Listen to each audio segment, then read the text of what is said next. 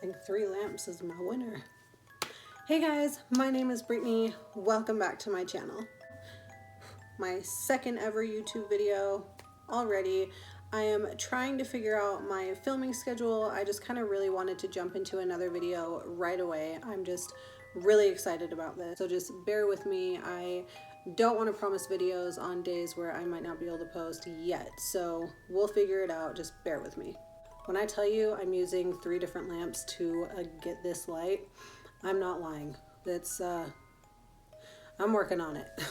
I have an even greater respect for YouTubers now. I do the bare minimum on editing and filming and everything. This is hard, guys. It's a lot harder than what I imagined it would be. Not that I ever thought that it was easy. I tried filming this yesterday. My phone flipped the video and iMovie wouldn't let me flip it back. I tried filming it earlier today and there were too many kids outside and you could hear yelling and swings. So hopefully 3rd time's a charm. If you are new here, please subscribe. It would mean so much to me. We all like creepy stuff here and I would be excited for you to join the Creep Army.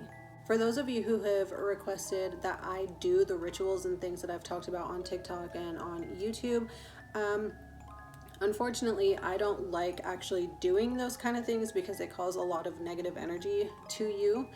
I will, however, be going to haunted places around Utah where I live and ghost hunting. And then eventually I'd like to get some EVP equipment and really just throw myself into that. So hopefully that's okay.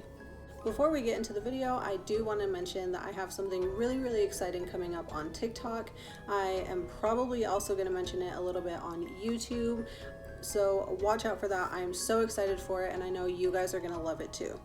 In today's video, we are going to be talking about Wendigos, Skinwalkers, and a couple personal ghost stories that were sent to me by my TikTok creeps. So it's basically a mix and match video. Hopefully you guys are okay with that.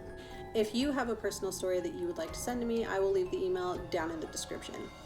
Let's get into today's video. I got my creepy stuff set up in the back. We're ready to go. As the tale goes, the Wendigo was once a lost hunter. During one brutally cold winter night, he was lost and had to resort to cannibalism to stave off his hunger. After feasting on another human's flesh, he turned into a crazed man-beast, roaming the forest in search of more people to eat. This hunger is reflected in his appearance, which to some is incredibly thin. Despite their gaunt physiques, Wendigo are described as huge creatures, measuring up to 15 feet tall. Others do, though, describe them as being one of the smaller animals or monsters that you could come across in the forest, even smaller than the Bigfoot. People generally say that the Wendigo have long yellow teeth, glowing eyes, and long tongues. Some say the Wendigo have yellowish skin, some say it has matted fur, and some say it has decaying flesh. Because the Wendigo is constantly starving and hungry for human flesh, it will go to great lengths for food no matter the risk or possibility of injury. The Wendigo is said to have preferences: the sweet fat of children, the soft skin of women, the coarse muscles of men, specifically hunters or warriors, and the brittle bones of the elderly.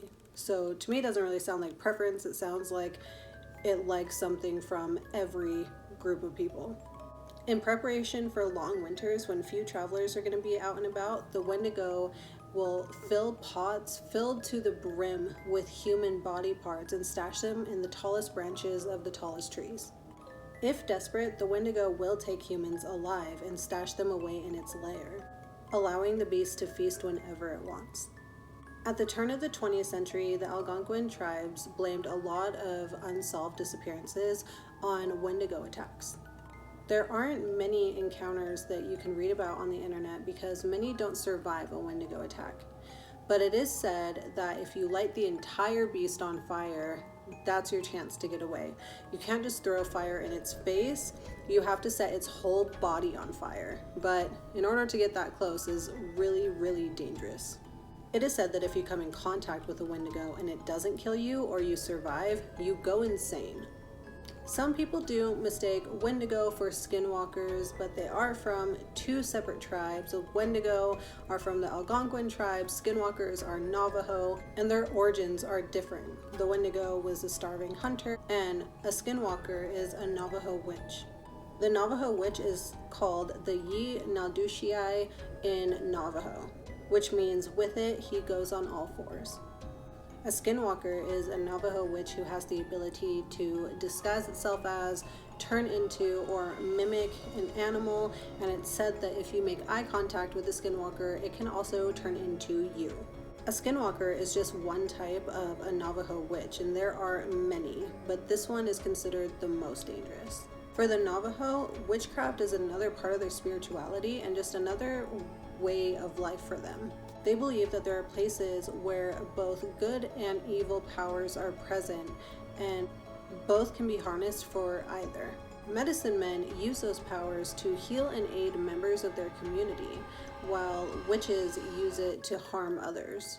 I hope you guys like the urban legends around the Wendigo and the Skinwalker. Let's get into some personal scary stories that were sent to me by some of my TikTok creeps. The first personal story comes from a TikToker named Harley. I will leave her TikTok handle in the description below.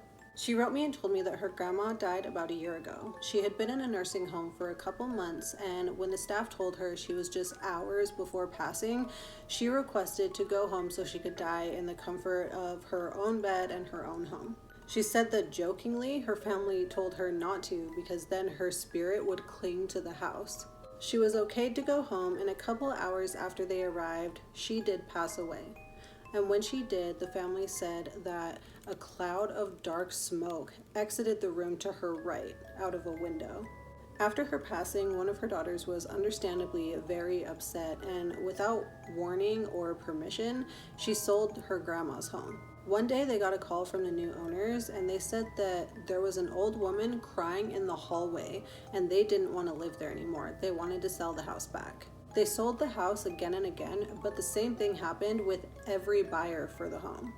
For 1 month, they put off trying to sell the home so that they could see what exactly everybody was talking about and if it was really happening. And they were right. At exactly 3 a.m., her grandma would appear in the hallway. Harley said that she was scary, but she was also terrified and crying.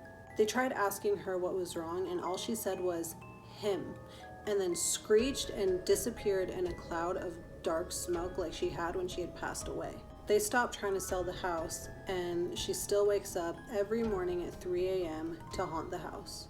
That one really creeps me out, guys. I don't know what I would do even if it was my own grandparent.